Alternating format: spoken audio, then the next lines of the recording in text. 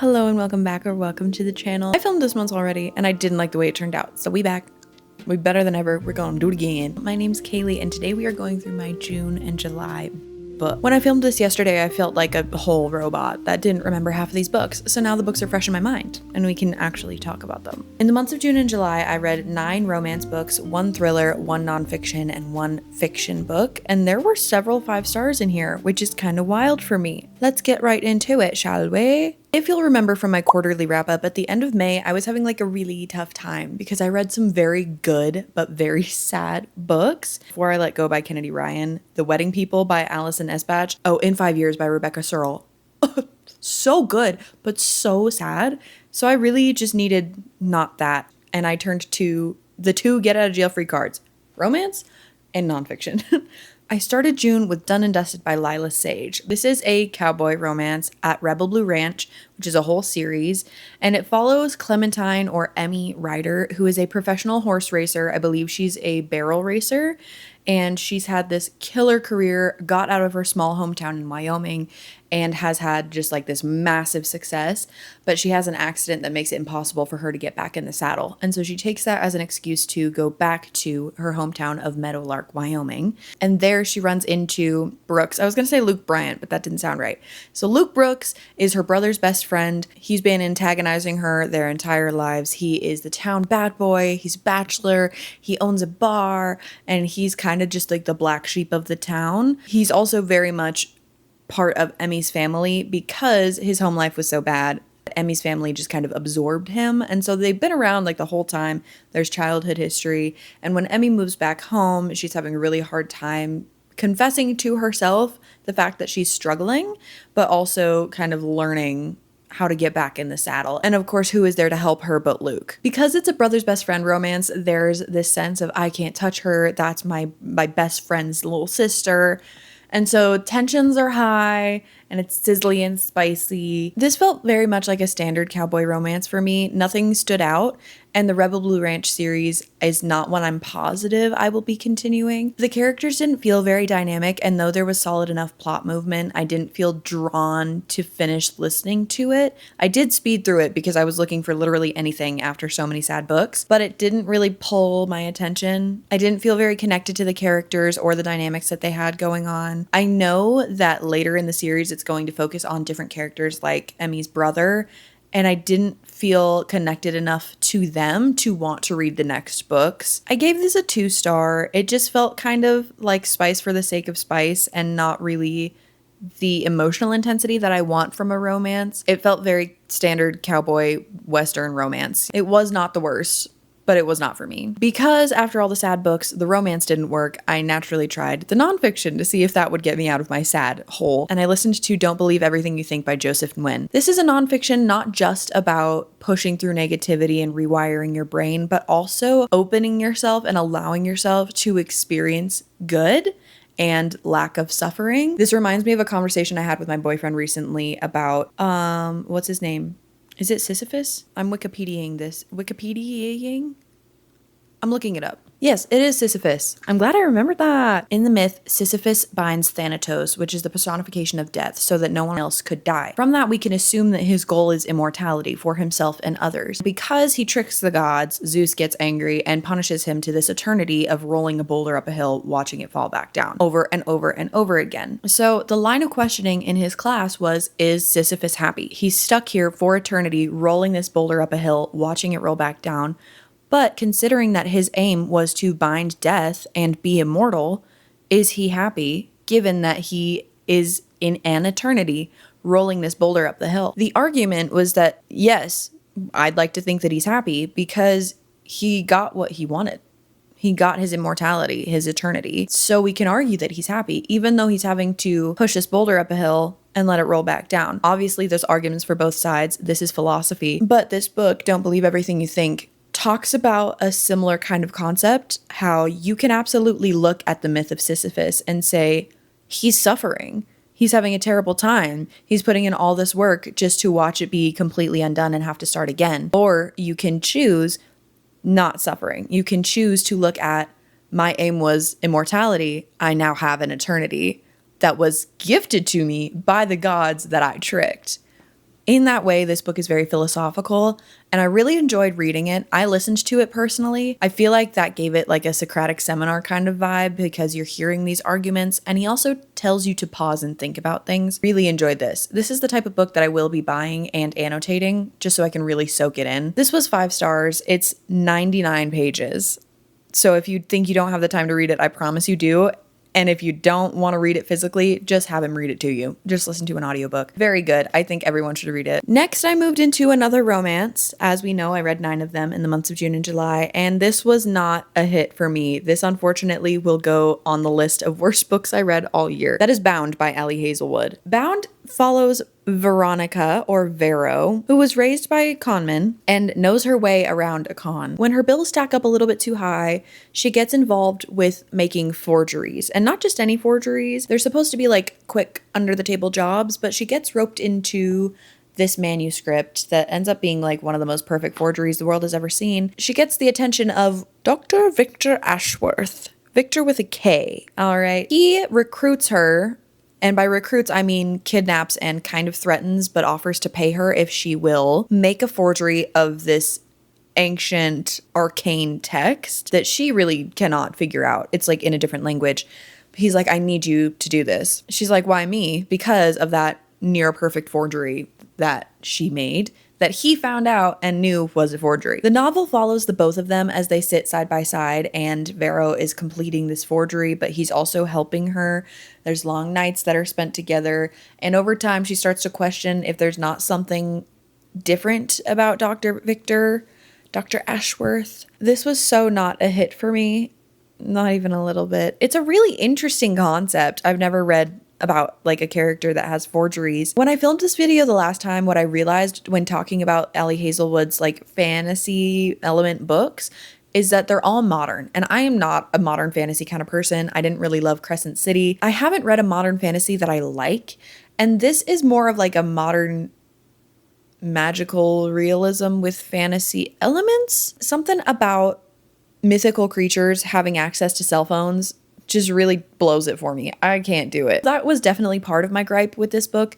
The other half of it is that these characters feel very much like her other characters, specifically her characters from Bride, which makes sense. That's her other modern fantasy. The plot was very thin. It felt very much like those plot graphs that you would write out in middle school, high school, like the exposition, what is that? Inciting action, rising action, and climax, falling action, resolution. Like it, and the resolution was so not right for the book. Or as high as the stakes got there for a second, it was just like, oh, everything's okay. Don't worry about it. I couldn't do it. I couldn't do it. This was 2 stars. That's all I have. I still wanted to read romance after this. And so I looked on Libby to see what was available, and because I'd heard of her name before, I clicked on this book, The Love Haters by Catherine Center. This book was so fun. So our main character, Katie Vaughn, is worried that she's going to lose her job. She's not really a big like love believer. She's just like putting her head down and focusing on her job until she hears that she might get fired, which is kind of bad. And then her coworker, Cole, comes to her and is like, hey, I'll make sure you don't get fired if you take this assignment for me. Now, they make promotional material like videos for a slew of different corporations, companies. And she's like, well, what do you have to gain from this? He's like, I just don't really want to do it. And so obviously, so that she doesn't lose her job, she takes this job. She has to go down to Key West to film a promotional video for the US Coast Guard. She has one specific Coast Guard diver that she's going to be kind of shadowing and interviewing. And his name is Hutch. And Hutch turns out to be Cole's older brother. So it's a real problem that Cole dodged this assignment. He said that he was going to come out and he hasn't been for a while. You get the sense that there's some deep familial tension there, and it's a problem that Katie is here and not Cole. The other catch is that Katie lies about being able to swim to take this assignment. You're filming the Coast Guard. You're going to be in the water. You should know how to swim. She don't. Katie gets involved more with Hutch because she has to spend time with him. We love some forced proximity. And his Aunt Rue, who happens to live down the street and own a fancy boutique and is just like so eccentric. Katie gets caught in her own lie. Or 2. Possibly 3. And it's just this whole messy little drama. It culminates in, as the description says, swim lessons, helicopter flights, conga lines, drinking contests, hurricanes, and stolen kisses. And it's so much fun. I loved this. This was the perfect beachy read exactly what I was looking for after that slew of sad books and a couple disappointing books. I gave this 4 stars. It might have the potential to be 5 if I love it, if it sits with me for a while. It lacked an emotional depth that I like in my romances, so I'm not necessarily surprised that I gave it 4, because I do like to feel pain involved in my romances. I don't know what that says about me, but we don't need to talk about that. This was so fun, so beachy, so perfect for any vacation. I remember I had a friend this summer that went down to Mexico to get her diving certification. This would have been perfect for her while she was down there. I also noticed after I finished this book, I was just so alight and so happy. And then I was thinking about it and I was like, wow, there was no spice in that book, which is kind of rare. And it was really refreshing to read something that just focused on romance and not necessarily spice. So I loved it. And naturally, because I found such success with one book, if I like it, I'm gonna just get the same thing in another color. And so I read The Rom-Commers by Catherine Center. This one focuses on 2 screenwriters. One screenwriter is very prolific. The Charlie Yates has produced some of the biggest titles in film. Like, this dude is a big deal. Charlie Yates writes this manuscript and it's a romance.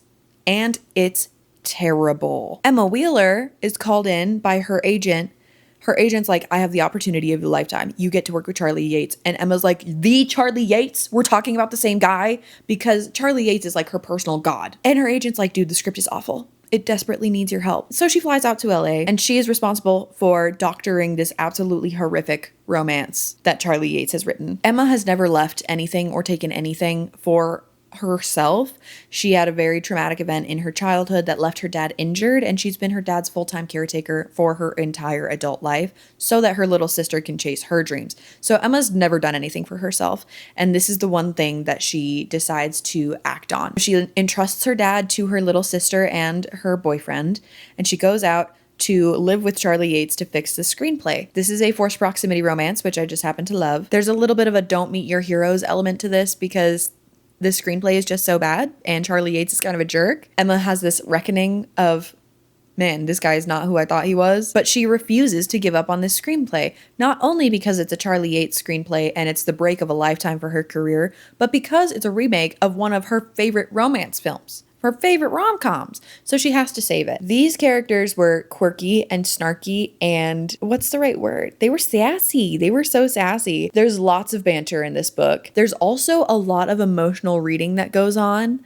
which was really cool to see from a screenwriter's perspective because screenwriters write the emotion that goes into movies. In certain moments, Emma catches Charlie's emotional tells, and it's fun to see how that relationship evolves. This was also a 4-star. Again, it kind of lacked that emotional depth that I was looking for. There were some more serious events that happened in this book, but it didn't hit me in the same way, so 4 stars there. If we're 2 for 2, we're going 3 for 3. We read another Catherine Center, The Bodyguard. The Bodyguard recently got its own Netflix adaptation, which I do want to watch, but I currently do not have Netflix. So if any of the homies want to share theirs, let me know. This one is fun because it's fake dating, it's bodyguard romance, but she's the bodyguard. Jack Stapleton is like the actor, in fact, that stars in some of Charlie Yates' movies from the last book. Hannah Brooks is the best bodyguard there's ever been. She's one of the best in her company. She's great at her job. She loves her job. And so she's assigned to Jack Stapleton when there's like a minor stalking threat, just to make sure everything stays kosher. But when Jack's mom gets sick, they have to go home to his family's ranch. And in order for Hannah not to look suspicious, they have to fake date. So perfect. I love a fake dating trope. Hannah and Jack are in this fake relationship. Jack and his brother have some beef from the past that is completely unresolved. Tensions are really high. Their mom and dad are just trying to joke around. Their mom is like, can't you guys be nice to each other for me? And it's this culmination of family drama and politics and Hannah trying to do her job and not get lost in this cloud of aura that is Jack Stapleton, which is near impossible. I mean, it's Jack Stapleton. Hello. I envision him to be like this Ryan Gosling, Josh Duhamel hybrid with like a personality dash of Cole Sprouse, Dylan Sprouse, whichever one, but just like quintessential guy. Very guy. You can't help but fall for guy's charms. What were you gonna do? This one is so cute and so fun, and I love the family relationships in this. And because of that, I think that's that extra emotional layer that I really needed. On top of that, there's also a climactic event that is very intense. This was 5 stars. Trigger warnings on this one. You know what? Trigger warnings low-key on all of them. The love haters, natural disasters, pet injury. For the rom-commers, loss of a parent, childhood trauma. The bodyguard, we're talking suicidal ideation, intensive danger, things like that. All of these were so good though, but the bodyguard was 5 stars. The Bodyguard has that extra zest, that extra something that made it have a Netflix adaptation. I fully believe that. We had a great run. Bam, bam, bam. 4 stars, 4 stars, 5 stars. And then we read Mate by Ali Hazelwood. As aforementioned, I don't love Ali Hazelwood's fantasy books. I should have known. And I think I did. I think I did know going into it, but because I read Bride, I wanted to read the sequel because I have this insatiable sense of curiosity. Mate focuses on Serena, who is the human best friend of the vampire main character in Bride, except she's not just human, she's half were. There's a political intrigue sense to this because, again, it's modern, so there's governing bodies and politics, and nobody wants Serena's existence to get out into the world because then the humans and the wearers will know that sometimes they're biology is compatible. There's a lot of different aspects of this book, and I didn't feel that many of them were very well fleshed out. I also learned way more than Wolf Anatomy than I ever wanted to. I learned that in the first book as well, so it's cool. To me, the point of this book was not the political intrigue or the plot. It was werewolf spice, which is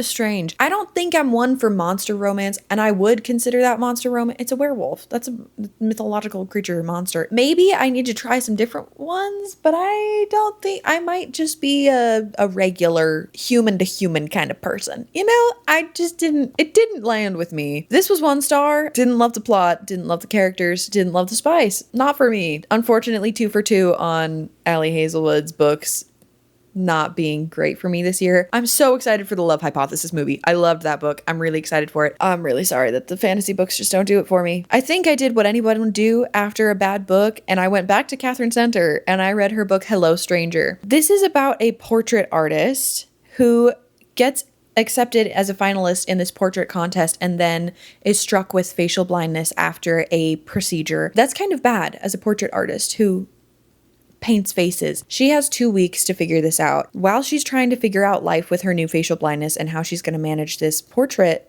contest, her veterinarian comes into the scene, her dog's veterinarian, who is just like so handsome, and the way he walks, because she can't see his face, but man, the way he walks, am I right? And her neighbor, who might be the biggest playboy of the century, who seems to always have someone else going into his apartment or be walking into someone else's apartment. Lots of just confusion swirling around, lots of moving pieces in this story. I thought this was so sweet and a really interesting look into the world of facial blindness. I've never thought about what it would be like to be struck with facial blindness in my adult life. So this was really enlightening for me to learn how that can happen and what that can look like trying to heal from it. Because what she's told is that the swelling will go down and you'll be fine. That would be so alarming, especially because there's not necessarily a guarantee of that happening. Sadie, her name is Sadie. You follow Sadie through being struck with this facial blindness, trying to do therapy for this facial blindness, also trying to paint a portrait in the middle there, which is just so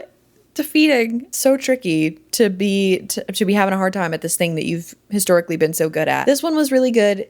I did feel that this was a little bit cheesier than the rest, that it lacked that emotional depth that I look for, but I did still give this 4 stars. After so much fluff with so many Catherine Center books, I was ready for some peril. Again, I was ready for a little bit of intensity. I grabbed what I thought was a thriller and actually ended up being a horror book. It was not as horrific as I'm familiar with horror books being. I don't read horror because I can't handle it. Thrillers I do love though. So this, I would say, kind of walks the line between the two. Where it crosses into horror is some graphic descriptions, more of a body horror kind of thing. Just some like really gross scenes. But as a girl who does not do horror, I would say if you also don't do horror but you can do thrillers, you could probably do this one. Maybe I wouldn't recommend it, but you could probably do it. Julie Chan is an identical twin to Chloe Van Heusen, but they were separated when they were around 5 or 6, old enough to have memories, because Chloe was adopted by a rich white family and went on to become a rich influencer. Julie has been living with their aunt and is living in this like horrible house, kind of destitute, and the disparity between the two causes this animosity on Julie's side. They don't talk, like, ever. They're basically estranged at this point. Julie gets this call from Chloe, and Chloe sounds like she's like choking almost, and she's saying things like, "I'm sorry, I didn't mean it. It was all a mistake." And Julie's like, What? And she just kind of leaves it at that for a while. But then it worries her enough that she takes a train to Chloe's place. And because they're identical twins, Julie just plays the card of, "Oh, I forgot my key. Can you let me up, Mr. Doorman?" And so she gets into Chloe's apartment, is looking around at all this like opulence, and then finds Chloe's dead body on the floor. When the police come, Julie decides not to admit the truth, but to assume Chloe's life as an influencer. Julie's been watching Chloe's content for all these years that they've been apart, so the transition is fairly seamless. There's nothing wrong. Nobody really notices a change. But Julie starts to find out that maybe there were some secrets, some dark secrets underneath Chloe's influencer veneer. When Julie takes an offline, off-books trip with Chloe's inner circle, she realizes that things may be much darker than they seem. I could tell where this was going really early into the book, but it didn't stop me from finishing the book. There were some moments in here that were just like, ugh, that's gross. But again, it didn't stop me, and I didn't think it was horror enough for me to consider it too much. I could see where the descriptions might get to some people. Definitely. If you're curious about whether you can handle it or not, I would say look it up, like look up trigger warnings, because there's some gross ones in there. For me, overall, this was fine. I rated this very middle of the road, 3 stars. The plot was interesting. The voice was very monotone and plain, but it also had this like pitch of envy to it the whole time. It was very consistent, and I admired that in the writing, because you're reading from Julie's perspective, so it makes perfect sense. It was dark, there were ulterior motives, there was almost a very interesting supernatural twist, if you can call it that. It's more of like a supernatural theme, but it was not the main point of the book. I promise I didn't spoil anything there. I thought it was interesting, but it did not knock my socks off, and it was just kind of, ugh. You know, so 3 stars. I think this next book I started kind of early June and then finished early July. I read it a little bit at a time. It was the first physical book that I had read since March. Meet Me at the Lake by Caileigh Brynn. I love Caileigh Brynn on this channel. If you've watched my videos, you will know that I've recommended her books more than once. I've reviewed her books more than once. I never posted it, but the first time I ever cried on camera was reading Every Summer After by Caileigh Brynn. Oh, that book destroyed me. I love Caileigh Brynn. I need to pick up Our Perfect Storm. I'm really looking forward to reading it. This was the only book of her former catalog before Our Perfect Storm that I hadn't read. Marie passed it around book club. Of course I took it.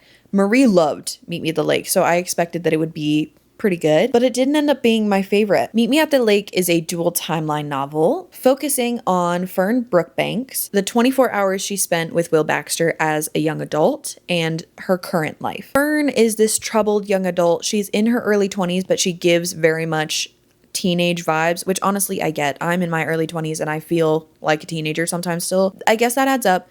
But she has this really like troubled mindset. She's kind of in this depressive thought pattern where she thinks that she ruined her own life and kind of the people's lives around her as well because of one event that you learn about later in the book. The whole book, you're just kind of waiting for this reveal of what that event was. At this time of her life, in her early 20s, she's working at a cafe, and in walks Will Baxter to paint a mural on the cafe wall. They spend most of the day together, and then when they're done, they don't want to leave each other's company because there's just good conversation, there's good chemistry. They show each other the city, and they spend all day together, and he ends up spending the night at her house. There's this sense of understanding between these characters of like a nobody gets me the way you do. And especially given that there was this event in Fern's childhood, this seems to be very much an anchor for her. Fern and Will, at the end of these 24 hours together, decide that they will meet in exactly a year at Fern's mom's resort, and they'll reconnect and kind of rebalance and re-meet each other, see these parts of each other's lives that they haven't seen before, specifically Fern's resort where she grew up. A year goes by, Fern shows up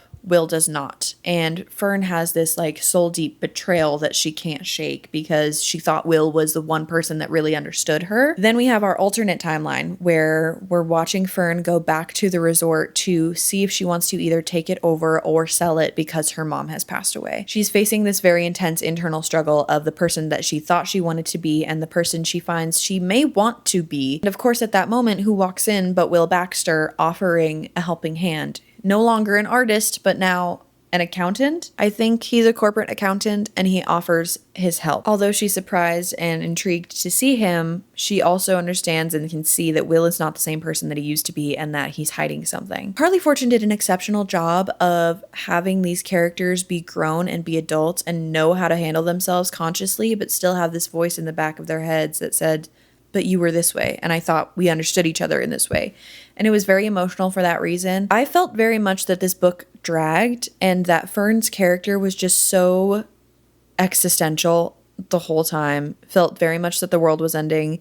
Felt very much that she was the one to have heralded the end of the world. And it was very dramatic for me. About 60 or 70% of the way through the book, you learn what the event was that Fern thought was so earth-shattering. And I can understand why at that time in her life, at that age, she thought that it was, because it probably was. But I was reading that and I was like, girl, is that all?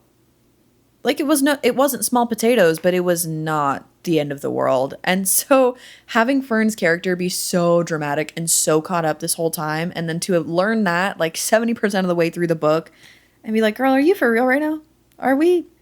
Can we be for real? It was not my favorite. I gave this 3 stars. I wanted to give it more, but it just did not have the same depth that Carleigh Fortune's other books did for me. I don't know if this was her first novel. I'm completely unsure. But I will say that so far it is my least favorite of her novels. Every Summer After, One Golden Summer, This Summer Will Be Different.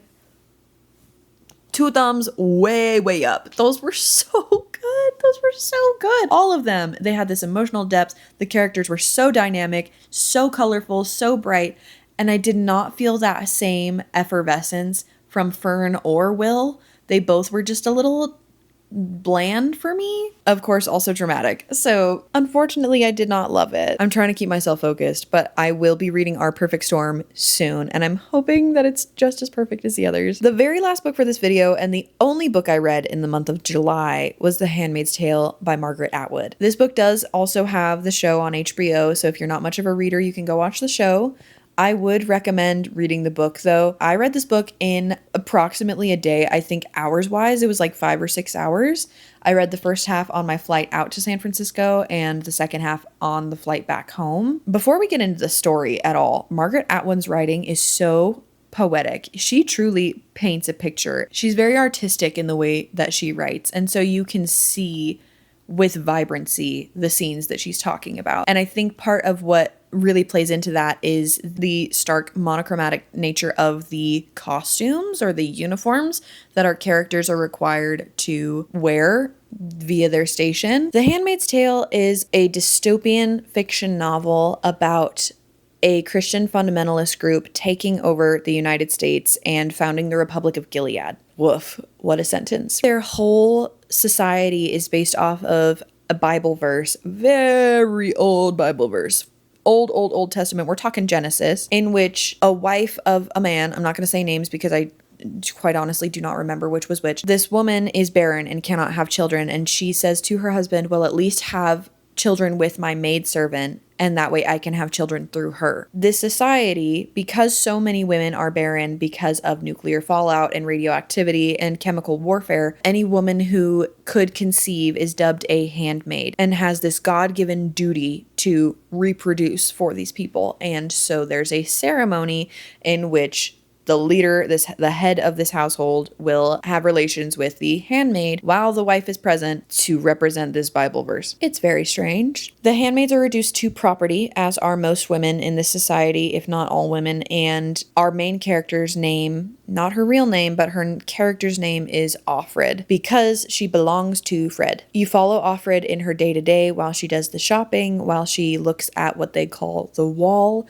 while she recalls what life was like before, and being told that It's okay. It's going to get easier for the girls below you because this is the transformational generation. You really are carrying the weight of this burden for the betterment of society, and how brainwashy and culty it all is, and how it could happen. Perhaps one of the most disturbing facts about this book is that Margaret Atwood says in the foreword, which I do recommend reading, that she refused to write anything that had not historically happened somewhere in the world already.